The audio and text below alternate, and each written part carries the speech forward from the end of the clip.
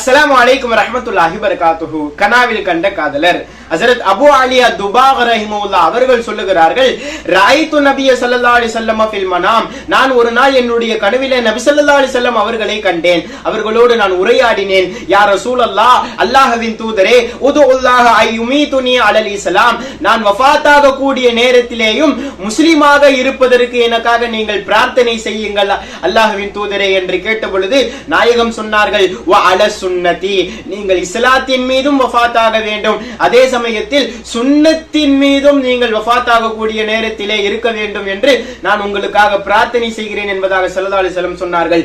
அடுத்ததாக வ ஜமஅ இப்ஹாமஹு வ சபாபதஹு வ ஹலக ஹல்கதன், ஸல்லல்லாஹு அலைஹி வஸல்லம் அவர்கள் கட்டை விரலையும் இந்த கலிமா விரலையும் அவர்கள் வட்டமிட்டு காட்டி ஸல்லல்லாஹு அலைஹி வஸல்லம் சொன்னார்கள், வாழ்க்கையிலே நீங்கள் இந்த வட்டத்தை போல்தான் உங்களுக்கு இஸ்லாமும் முக்கியம், என்னுடைய சுன்னத்தும் முக்கியம் என்பதாக ஸல்லல்லாஹு அலைஹி வஸல்லம் சொன்னார்கள்.